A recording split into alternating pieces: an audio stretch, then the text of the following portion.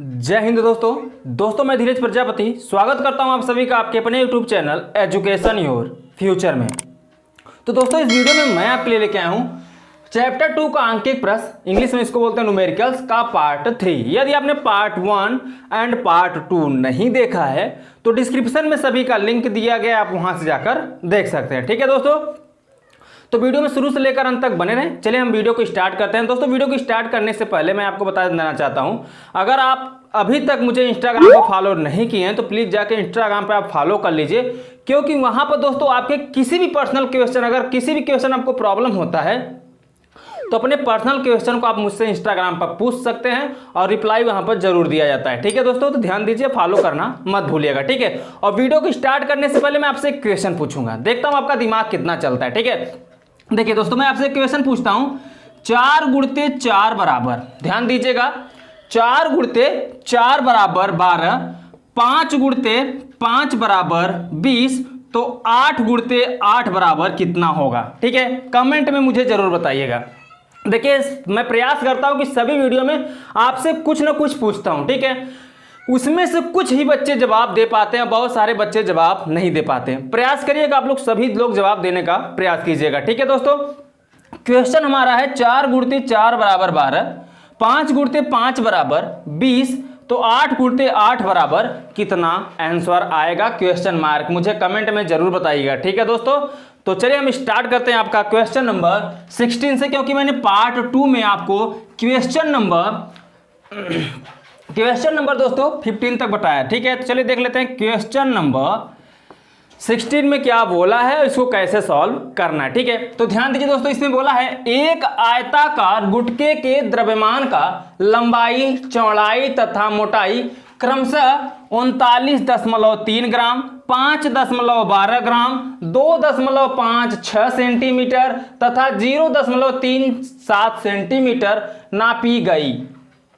गुटके के पदार्थ का घनत्व ज्ञात करने में अधिकतम संभावित प्रतिशत त्रुटि ज्ञात कीजिए। ठीक है दोस्तों, चलिए देखिए करना क्या है। सबसे पहले आपको करना, जो वैल्यू दिया गया है उसको लिख लीजिए, उसके बाद क्या पूछा है उसके अनुसार हम सॉल्व करेंगे। ठीक है, तो वैल्यू आपका दिया पहले द्रव्यमान, लंबाई, चौड़ाई, मोटाई क्रमशः बोल दिया तो हम क्रम से लेंगे। पहले द्रव्यमान बोला है तो द्रव्यमान कितना हो जाएगा, यहाँ द्रव्यमान को हम m से व्यक्त करते हैं, मास, तो आपका कितना हो जाएगा 39.3 ग्राम। ठीक है, उसके बाद आपका क्या दिया है 5.12 ग्राम, ये आपका लंबाई है। लंबाई हम किससे व्यक्त करते हैं, एल, लेंथ, तो कितना हो जाएगा 5.12 ग्राम। ठीक है, उसके बाद आपका दिया है 2.56 सेंटीमीटर, ये है आपका चौड़ाई, चौड़ाई को ब्रीथ बोलते हैं, तो कितना हो जाएगा 2.56 सेंटीमीटर। आगे क्या दिया है, आगे दिया है 0.37 सेंटीमीटर मोटाई मापी जाती है, मोटाई यानी ऊंचाई बोल सकते हैं या मोटाई। ठीक है, तो कितना हो जाएगा 0.37 सेंटीमीटर। ये सभी वैल्यू आपके प्रश्न में ही दिए गए हैं। अब आगे आपसे पूछ रहा है गुटके के पदार्थ का घनत्व ज्ञात करने में अधिकतम संभावित प्रतिशत त्रुटि ज्ञात कीजिए। घनत्व ज्ञात करना है, आपको पता है कि घनत्व का फार्मूला होता है रो बराबर क्या होता है दोस्तों, द्रव्यमान बटे आयतन। ठीक है, घनत्व का फार्मूला क्या होता है, यहाँ घनत्व बराबर द्रव्यमान बटे आयतन होता है। तो आपको तो द्रव्यमान पता है, द्रव्यमान देखिए m आपको पता है, लेकिन आयतन नहीं पता है। ठीक है, तो आयतन पहले आपको निकालना पड़ेगा, तभी तो जाके हम घनत्व का संभावित प्रतिशत त्रुटि निकाल पाएंगे। तो सबसे पहले आप निकालिए आयतन। आयतन निकालने के लिए क्या करना पड़ेगा, ध्यान दीजिए, आयतन का फार्मूला आपको पता है कि आयतन बराबर होता है लंबाई इंटू चौड़ाई इंटू ऊंचाई होता है। ठीक है, अब ध्यान दीजिए दोस्तों, v बराबर आप वैसे ही रहने दो, लंबाई देखिए, लेंथ कितना दिया है 5.12 गुणते चौड़ाई कितना दिया है 2.56, तो यहाँ लिखिए 2.56 इंटू ऊंचाई कितना दिया है 0.37। ठीक है, अब इन सभी का आपस में कर दीजिए आप गुणा, तो v बराबर कितना निकल जाएगा दोस्तों। देखिए मैं वीडियो में गुणा करूंगा तो वीडियो काफी लंबा हो जाएगा, ठीक है। तो मैं पहले से गुणा करके रखा हूं, डायरेक्टली मैं यहां पे क्या करता हूं दोस्तों, इसको लिख देता हूं, ठीक है। तो गुणा करने पे आपका आएगा 4.84 घन सेंटीमीटर, ठीक है। तो यहां पे लिख दीजिए घन सेंटीमीटर, क्योंकि आयतन का जो मात्रक होता है वो घन में होता है, ठीक है। और क्वेश्चन सेंटीमीटर में दिया है इसलिए घन सेंटीमीटर हो जाएगा। अब ध्यान दीजिए v भी मिल गया आपको और m भी, तो आप निकाल लीजिए रो, ठीक है, यानी घनत्व। रो को ये जो है आपका थोड़ा ऐसे बनाया करिए, ठीक है। तो ये थोड़ा p को थोड़ा ऊपर कर दिया करिए, और ये आपका रो बोलते हैं, रो बराबर यानी घनत्व बराबर होता है द्रव्यमान बटे आयतन। तो चलिए यहां से निकाल लेते हैं रो बराबर m/v। अब इसका निकालना है आपको प्रतिशत त्रुटि, ठीक है। संभावित प्रतिशत त्रुटि निकालना है, तो कैसे निकाला जाएगा अब उस पर ध्यान दीजिए। करना क्या है, सबसे पहले इसको निकाल लीजिए डेल्टा रो अपान रो, ठीक है, इंटू क्या 100 और मैक्स लगा दीजिए, क्योंकि मैक्सिमम अधिकतम बोला है, अधिकतम संभावित प्रतिशत त्रुटि आपको निकालना है, तो यहां मैक्स लग जाएगा। फिर आपका m है तो डेल्टा m अपान क्या हो जाएगा v, ठीक है। डेल्टा m अपान क्या हो जाएगा दोस्तों, m हो जाएगा यहाँ पे, क्योंकि m निकाल रहे हैं, और इंटू क्या कर दीजिए 100 मार्ड लगा दीजिए, ठीक है। प्लस मार्ड में क्या होती है, संख्याएं माइनस में नहीं लिखी जाती, ठीक है। तो बटा जो है वो प्लस में चला जाएगा, क्योंकि बटा माइनस में लिखा जाता है, मार्ड लगने पर ये क्या होता है प्लस में हो जाता है। तो डेल्टा v अपान v इंटू क्या हो जाएगा 100, ठीक है। इतना हो गया, इतना समझ में आ गया आपको अच्छी तरीके से। अब क्या करना है, सभी के वैल्यू को आपको रख देना है, ठीक है। तो ध्यान दीजिए डेल्टा m कितना दिया है यहाँ पे, पहले ये तो m दिया है, डेल्टा m अभी आपने निकाला नहीं है, तो डेल्टा m कैसे निकाला जाता है पता है, चलिए मैं बताता हूँ कैसे निकाला जाता है। ध्यान दीजिए दशमलव के बाद देखिए कितने सार्थक अंक हैं, तो दशमलव के बाद सिर्फ एक ही सार्थक अंक दिख रहा है, वो क्या 3, तो यहाँ पे 0.1 इसका अल्पतमांक निकल जाएगा m का।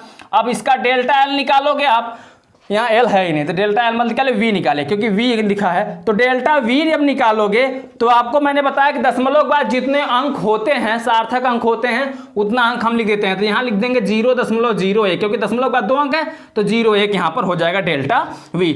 तो डेल्टा m/m लिखेंगे, तो डेल्टा m की वैल्यू कितनी निकली है दोस्तों 0.1, तो यहाँ लिखे 0.1 बटे में m है, तो m की वैल्यू कितनी है 39.3, ठीक है, इंटू 100 है तो 100 कर दीजिए, मार्ड को आप साथ में लगा दीजिए, ठीक है। प्लस डेल्टा v की वैल्यू कितनी है 0.01 अपान डेल्टा v, ध्यान दीजिए v की वैल्यू कितनी है 4.84, ठीक है, इंटू 100 है तो 100 कर दीजिए। अब क्या करेंगे ध्यान दीजिए, देखिए दशमलव के बाद एक अंक, दशमलव के बाद एक अंक, दशमलव से दशमलव कट जाएगा, यहाँ दशमलव के बाद 2 सार्थक अंक, दशमलव के बाद 2 सार्थक अंक, दशमलव से दशमलव क्या हो जाएगा अंश हर में कट जाएगा।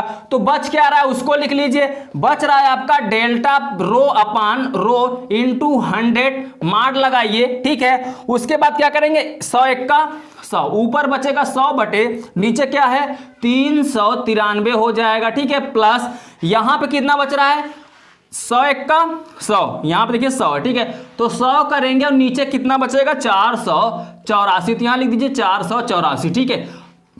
अब इसका क्या करिए ध्यान दीजिए, 100 में 339 से 100 में 393 से आप भाग करिए, तो भाग करने पे आएगा 0.25 प्लस, अब यहाँ पे 100 में 484 से भाग करेंगे तो आएगा 0.20, ठीक है। यहाँ इस प्रकार से निकल के आएगा। अब इसको करिए कि आप जोड़ दीजिए, तो 505 224 दशमलव ही रहेगा और 00 यहाँ पे 0 ही रहेगा, ठीक है। तो 0.45% आपका क्या निकल के आएगा, यहाँ पे संभावित प्रतिशत त्रुटि निकल के आएगा। क्वेश्चन नंबर 16 का यही आपका क्या हो जाएगा दोस्तों आंसर हो जाएगा, ठीक है दोस्तों।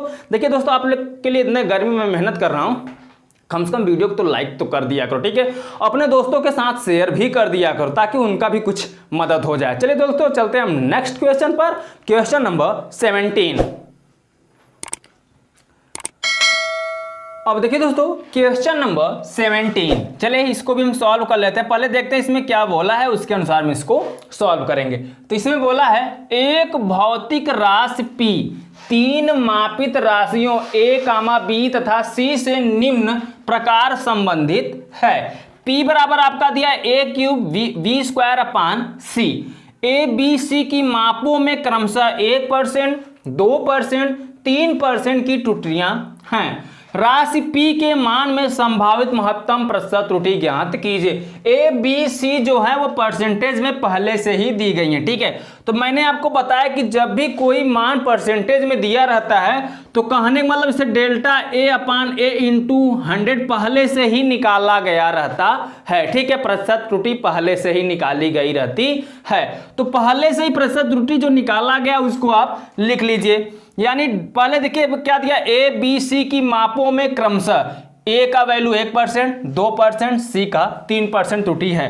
तो delta A upon A into 100 करें, क्योंकि पहले से ही प्रतिशत में दिया गया है। जब भी कोई वैल्यू प्रतिशत में दी जाती है तो उसका वैल्यू हम इसी प्रकार से लिखते हैं। तो delta A upon A into 100 1% हो जाएगा।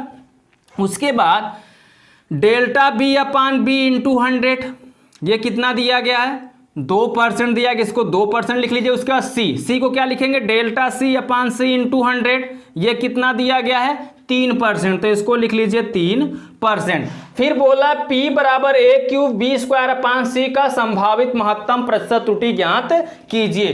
तो P बराबर आप लिख लीजिए A cube B square upon C का, इसी का महत्तम संभावित प्रतिशत त्रुटि निकालना है। तो महत्तम यानी मैक्स निकालना है, ठीक है। तो यहां पर अधिकतम बोल देता या तो महत्तम बोल दे, दोनों का मतलब एक ही है, ठीक है। यानी आपको मैक्स निकालना है। तो यहां पे हो जाएगा डेल्टा P अपान P इंटू 100, ठीक है। और क्या करेंगे, मैक्स लगा देंगे, क्योंकि यहां महत्तम बोला यानी अधिकतम की बात किया है। अब क्या करोगे, फार्मूला आपका है ए क्यूब बी स्क्वायर। तो जो घात होता है, जब आप मैक्स निकालते हो, प्रतिशत संभावित प्रतिशत त्रुटि निकालते हो, परिकलन करते हो उसका, तो घात जो होते हैं साइड में आते हैं। तो 3 बगल में आएगा तो क्या हो जाएगा, ए हो जाएगा delta A upon A into क्या 100, ठीक है। प्लस करिए, अब 2 घात में है, बी के ऊपर कितना घात है, 2 भी साइड में आएगा, तो बी को क्या लिखेंगे, डेल्टा बी अपान बी इंटू 100, ठीक है। अब सी को भी प्लस लगाएं, क्योंकि जब भी मार लगता है तो संख्याएं माइनस में नहीं रहती, प्लस में चेंज हो जाती हैं। तो सी को क्या लिखोगे आप, इसमें कोई घात है ही नहीं, तो यहां बगल में कुछ लिखा नहीं जाएगा, तो सिर्फ लिखेंगे डेल्टा सी अपान सी इंटू क्या 100, ठीक है। मार्ड को कर दीजिए क्या बंद। अब सभी की वैल्यू आपकी यहां पे दी गई है। Delta A upon A into 100 1% दिया गया, तो पहले 3 लिखकर 1 लिख दीजिए, क्योंकि 3 पहले से है, प्लस फिर 2 है, 2 लिखिए इंटू, अब देखिए डेल्टा बी अपान बी इंटू 100, डेल्टा बी अपान बी इंटू 100 की वैल्यू 2% दी गई, 2 रख दीजिए, प्लस डेल्टा सी अपान सी इंटू 100 इसका 3 दिया है, 3 रख दीजिए, ठीक है। अब इसका गुणा कर ले, 3 एक्का 3, 2 दूनी 4 और 3 3, तो 3 4 3 7 3 10। तो यहां पे दोस्तों जो आपका आंसर निकल के आएगा वो 10% मैक्स निकल के आएगा, संभावित महत्तम प्रतिशत त्रुटि, ठीक है। तो यही 10% आपका क्या हो जाएगा दोस्तों, आंसर हो जाएगा। इसी को कर दीजिए आंसर। आई होप कि आपको यह क्वेश्चन बहुत अच्छे समझ में आया दोस्तों। तो चलिए चलते हैं हम नेक्स्ट क्वेश्चन की तरफ। Question number 18। अब देखिए दोस्तों क्वेश्चन नंबर 18, देखिए क्वेश्चन नंबर 18 में क्या बोला है, पहले जो दिया उसको हम लिख लेते हैं, उसके बाद हम इसको सॉल्व करते हैं। तो क्वेश्चन नंबर 18 में बोला है, एक भौतिक राशि s बराबर A square V cube upon C root में d में a b c तथा d के मान में त्रुटियां क्रमशः 4%, 2%, 3% तथा 1% हैं। S के मान में अधिकतम प्रतिशत त्रुटि ज्ञात कीजिए। S के मान में आपसे अधिकतम प्रतिशत त्रुटि पूछा है और A, B, C था D के मापन में त्रुटियां पहले से दी गई हैं। तो ये same to same question number 17 की तरह है, ठीक है। उसी की तरह ये भी सॉल्व होगा। यदि आप नहीं कर पा रहे हो 17 की तरह इसको, तो मैं आपको बताता हूं, देखिए कैसे किया जाएगा। A, B, C, D के मापन में त्रुटियां दी गई हैं, तो पहले delta A upon A into 100 की वैल्यू दी गई, जबकि परसेंटेज में दिया रहता है। तो मैंने आपको बोला कि इसी तरीके से आपको लिखना है। कितना हो जाएगा यहाँ पे 4%।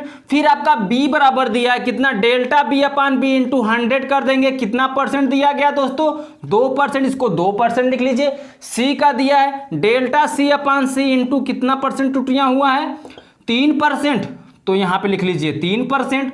उसके बाद फिर दिया है 1% डी का, तो डेल्टा डी अपान डी इंटू क्या हो जाएगा 100, और इसका 1% त्रुटि दिया है तो इसको 1% त्रुटि लिख लीजिए। अब आपसे पूछा है क्या एस का, एस के मान में अधिकतम प्रतिशत त्रुटि ज्ञात कीजिए।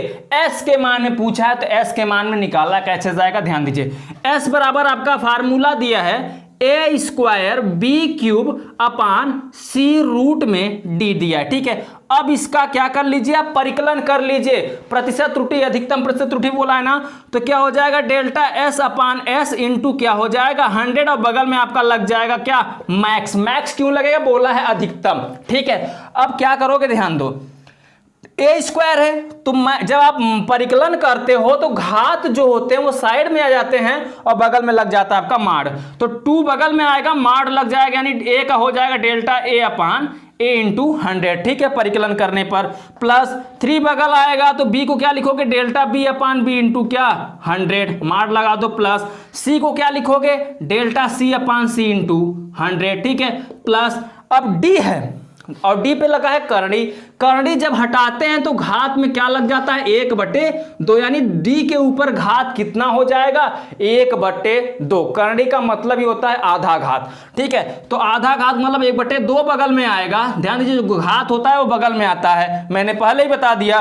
तो करणी हटेगा 1/2 लग जाएगा, और डी को क्या लिखोगे डेल्टा डी अपान डी इंटू क्या 100, तो यहाँ डेल्टा डी अपान डी करके इंटू 100 कर दो। चलो आगे सॉल्व कर लेते हैं।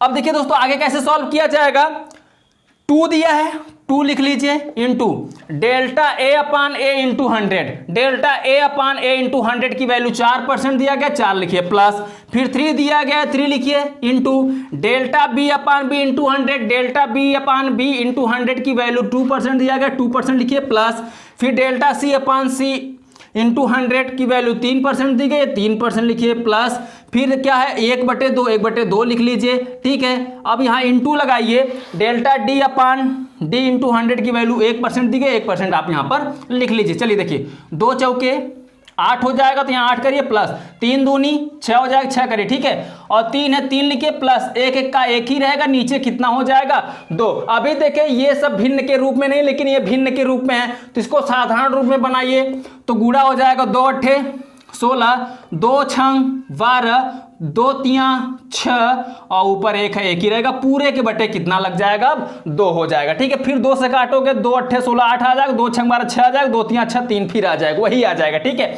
अब करोगे क्या, ध्यान दो, 16 और 12 28, 28 6 34, 34 1 35, ठीक है, 35/2 आ रहा है। अब 2 से जब 35 में भाग दोगे तो कितना आएगा 17.5% आ जाएगा, यहीं तो एक बार भाग देकर देख लो।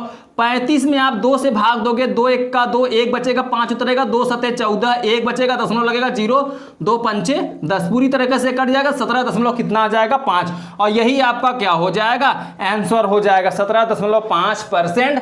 एस के मान में अधिकतम प्रतिशत त्रुटि निकलकर आपके सामने आ जाएगा। तो यहाँ पे आप लिखना मत भूलिएगा डेल्टा एस अपान एस इंटू 100, और मैक्स आप जरूर लिखिएगा, ठीक है। तो यही आपका इसका आंसर हो जाएगा, इसको फटाफट आप लिख लीजिए। चलिए चलते हैं हम नेक्स्ट क्वेश्चन की तरफ, क्वेश्चन नंबर 19।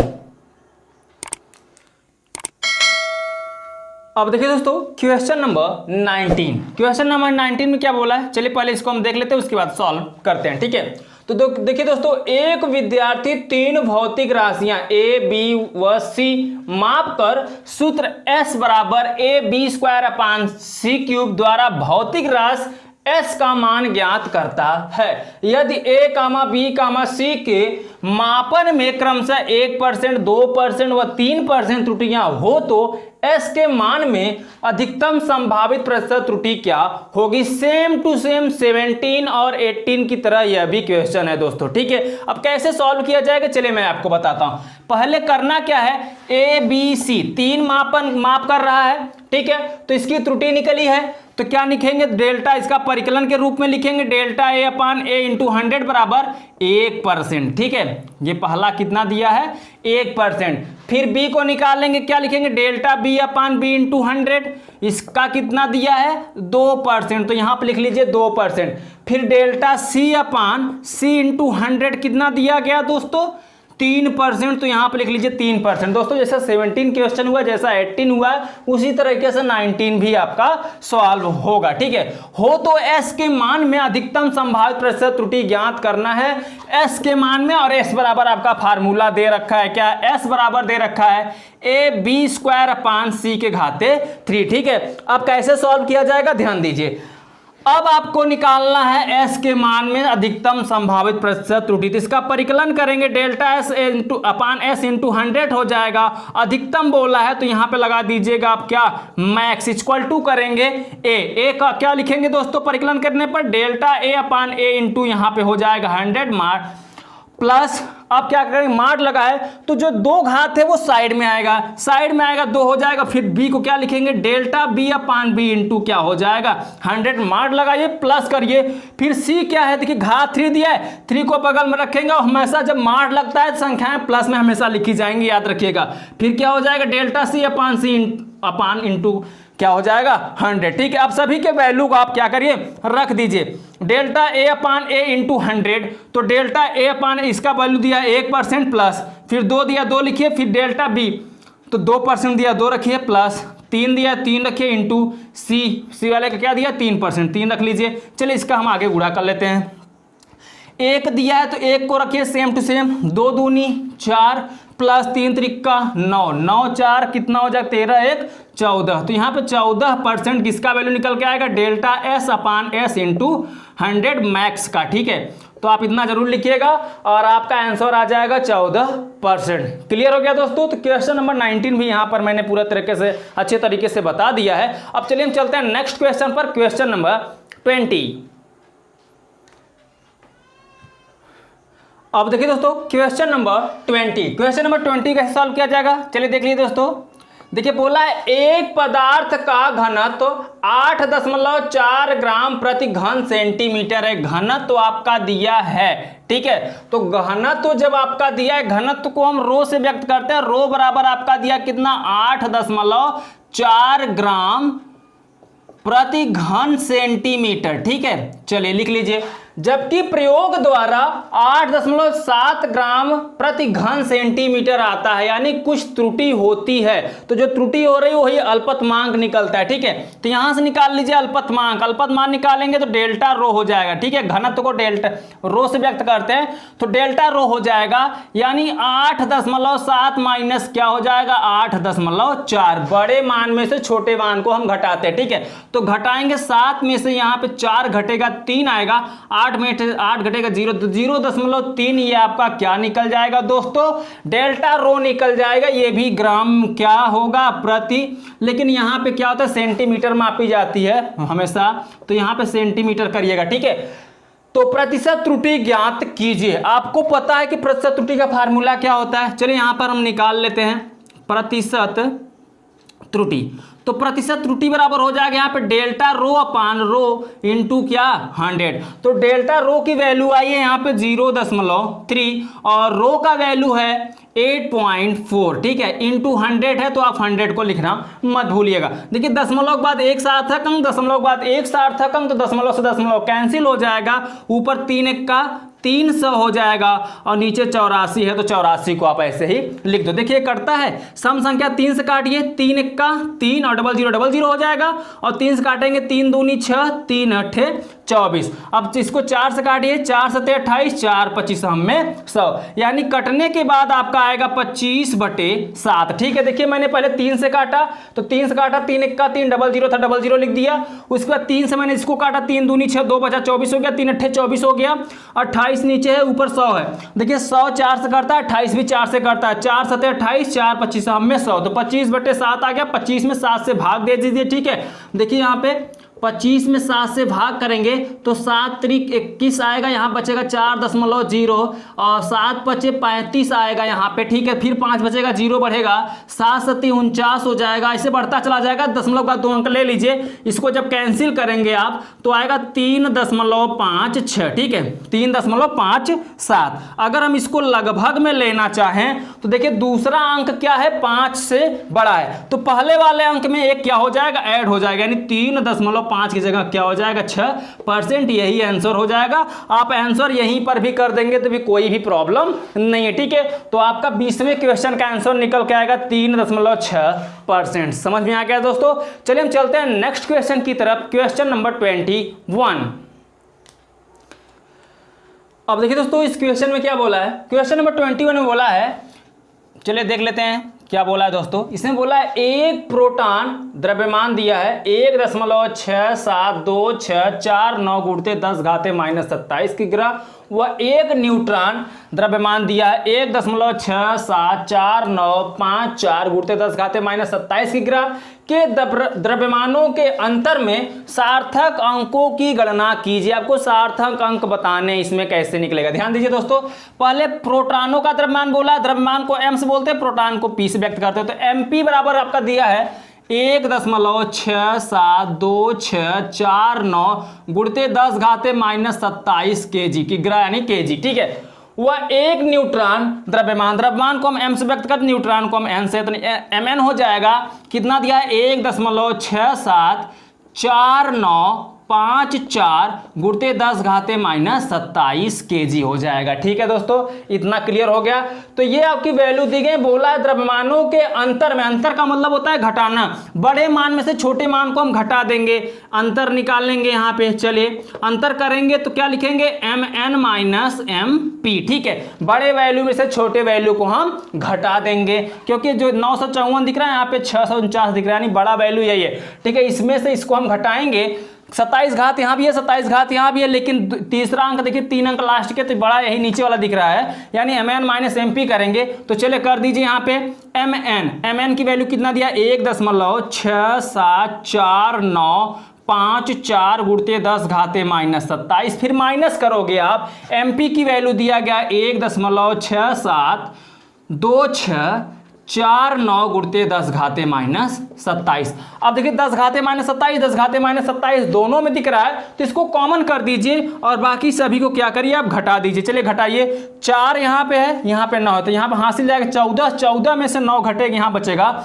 5, ठीक है। अब यहाँ बचा 4, 4 यहाँ भी 4 में से 4 जाएगा 0, यहाँ बचा है 9, 9 में से 6 जाएगा बचेगा 3। अब यहाँ 4 है, यहाँ कितना है दोस्तों 2 ना, तो 4 में से 2 जाएगा 2 बचेगा, यहाँ 7 है, यहाँ 7, 7 में से जाएगा 0, 6 में से 6 जाएगा 0, अब दशमलव लग जाएगा और 1 में से 1 जाएगा 0, और बाहर निकल जाएगा 10⁻⁻27, क्योंकि मैंने 27 को कॉमन कर दिया है, ठीक है। और आपको मैं बता दूं सार्थक अंकों में घात की गणना नहीं की जाती थी, यानी घात वाले को हम छोड़ देंगे, इसको छोड़ देंगे। अब बताना है आपको सार्थक अंक, तो मैंने बताया दशमलव के बाद जो 0 होते हैं उनकी वैल्यू नहीं की जाती, तो यानी 0 भी छूट जाएगा। अब इधर का वैल्यू देखिए, अब 0 जो बीच में है इसकी गणना की जाएगी, क्यों की जाएगी, क्योंकि एक सार्थक अंक पूर्ण सार्थक अंकों के साथ है, ठीक है।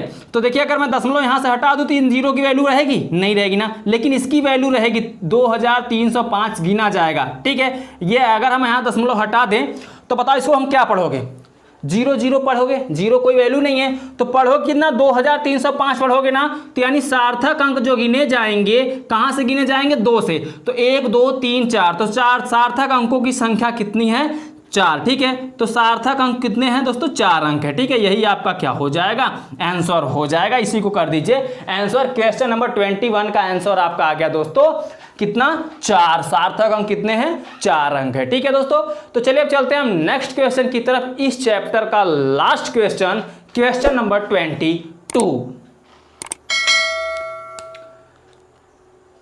अब देखिए दोस्तों क्वेश्चन नंबर 22 में बोला है एक घन की प्रत्येक भुजा की माप 6.203 मीटर है, उचित सार्थक अंकों तक घन के संपूर्ण क्षेत्रफल और आयतन की गणना कीजिए। आपसे 2 क्वेश्चन पूछा है, घन का संपूर्ण क्षेत्रफल और आयतन, ठीक है। कैसे निकाला जाएगा ध्यान दीजिए, बहुत सिंपल है दोस्तों। पहले आप घन समझ लीजिए, घन होता क्या है, ठीक है। घन किस प्रकार से बना होता है, तो घन कुछ इस प्रकार से आपका बना होता है दोस्तों, ठीक है। अब ये घन है, घन का क्या बोला है देखिए, यहाँ सब ये सब भुजाएं हैं, भुजाएं घन की सभी क्या होती हैं ए होती हैं, ठीक है। एरिया यहाँ पे भुजा ए सभी की भुजाएं ए ही हैं। तो आप ध्यान दीजिए एक घन की प्रत्येक भुजा ए बराबर दिया है आपका कितना 6.203 203 मीटर। ठीक है, जो घन में जो भुजाएं होती हैं सभी क्या होती हैं, आपस में बराबर होती हैं। तो भुजा ए को ए से व्यक्त किया जाता है, इसलिए यहाँ पे ए बराबर 6.203 मीटर पहले से भुजा दी गई है। अब भुजा देकर आपसे पूछ रहा है घन के संपूर्ण क्षेत्रफल और आयतन बताइए। तो घन का पहले आपको क्या निकालना है, संपूर्ण क्षेत्रफल। तो यहाँ लिखिए घन का संपूर्ण क्षेत्रफल। तो घन के संपूर्ण क्षेत्रफल का फार्मूला होता है 6a², क्योंकि 6 कोर होते हैं। एक घन में कितने कोर होते हैं, आप लूडो का पासा देखो, जो लूडो खेलते हो उसमें कुल कितने कोर होते हैं, 6 कोर होते हैं। तो यहाँ पे 6 हो जाएगा और a का क्या हो जाएगा, स्क्वायर, क्योंकि उसका 2 गुना होता है। ठीक है, तो यहाँ पे a² हो जाएगा। 6 को आप ऐसे ही लिखोगे, a की वैल्यू आपकी दी गई यहाँ पे 60। अब देखिए यहाँ पे a² है, तो यानी हम a की वैल्यू को 2 बार लिखोगे, क्योंकि घात में 2 बार है ना। तो यहाँ पे लिखोगे 6.203, फिर 6.203 आप लिख सकते हो। ठीक है, क्योंकि a² दिया गया जिसको हम 2 बार लिखेंगे। अब इसका टोटल आप गुणा कर दो। देखो दोस्तों, मैं गुणा करके पहले से ही रखा हूं, इसलिए मैं डायरेक्टली गुणा को यहाँ पर लिख देता हूं। तो गुणा आएगा 230 दशमलव, यहाँ लिखिए 230 दशमलव कितना आएगा दोस्तों,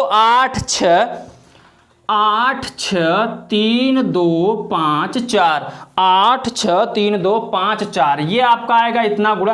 अब आपको एक सार्थक अंक तक लेना है, नहीं दशमलव की सिर्फ एक अंक तक लीजिए आप, बाकी को छोड़ दीजिए। तो 230.8 है, तो ये 8 6 है, तो एक इसमें ऐड कर देंगे तो कितना हो जाएगा, 9। और संपूर्ण क्षेत्रफल निकाल रहे हो तो ये वर्ग मीटर हो जाएगा। ठीक है, तो ये वर्ग मीटर ये आपका निकल जाएगा क्या, घन का संपूर्ण क्षेत्रफल। अब घन का आयतन पूछा है, तो यहाँ लिखिए घन का आयतन। आयतन बराबर आपको पता है कि होता है लंबाई गुणित चौड़ाई गुणित ऊंचाई, लेकिन लंबाई भी a है, चौड़ाई भी a है, ऊंचाई भी a है। तो हम यहाँ पे क्या करेंगे, a का क्यूब कर देंगे, क्योंकि आपको पता है लंबाई गुणित चौड़ाई गुणित ऊंचाई होता है। ये भी a, a भी a, a भी a, तीनों a हैं। तो a का गुणा करोगे तो एक आते कितना हो जाएगा, 3। a की वैल्यू दे रखा है कितना, 6.203, फिर 3 बार है, 3 बार लिख दीजिए इसको, 6.203, फिर लिखिए 6.203। अब इन सभी का कर दीजिए आपस में गुणा। तो गुणा करने पे आएगा आपका दोस्तों 238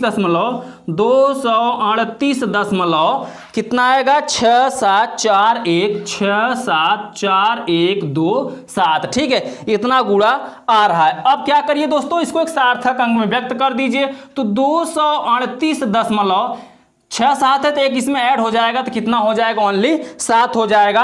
अब घन का मात्रक होता है मीटर क्यूब में, तो ये क्या हो जाएगा, मीटर क्यूब। ये आपका एक आंसर यहाँ पर निकल जाएगा, एक आंसर आपका यहाँ पर, दोनों आंसर आपके निकल गए। क्षेत्रफल पूछा था और आयतन, दोनों आंसर आपका निकल गया। ठीक है दोस्तों इस वीडियो में बस इतना ही, क्योंकि सारे क्वेश्चन आपके समाप्त हो गए। देख रहे हो दोस्तों, पूरा भीग चुका हूँ। कम से कम वीडियो को लाइक, चैनल को सब्सक्राइब जरूर कर दें। ठीक है दोस्तों, तो दोस्तों इस वीडियो में बस इतना ही। हम आपसे मिलेंगे अब अगले वीडियो में एक नए चैप्टर के साथ। ठीक है दोस्तों, और आप लोग मुझे इंस्टाग्राम पर फॉलो जरूर कर लीजिए, क्योंकि इंस्टाग्राम पर आपके पर्सनल क्वेश्चन का जवाब वहां पर दिया जाता है। कोई भी सब्जेक्ट हो, आप वहां से क्वेश्चन पूछिए, इंस्टाग्राम पर जाकर आप मुझे फॉलो कर लीजिए, वहां पे मैं आपके पर्सनल क्वेश्चन का जवाब दूंगा। ठीक है दोस्तों, तो दोस्तों हम आपसे मिलते हैं अगले वीडियो में एक नेक्स्ट चैप्टर के साथ। तब तक के लिए बाय बाय, जय हिंद, जय भारत।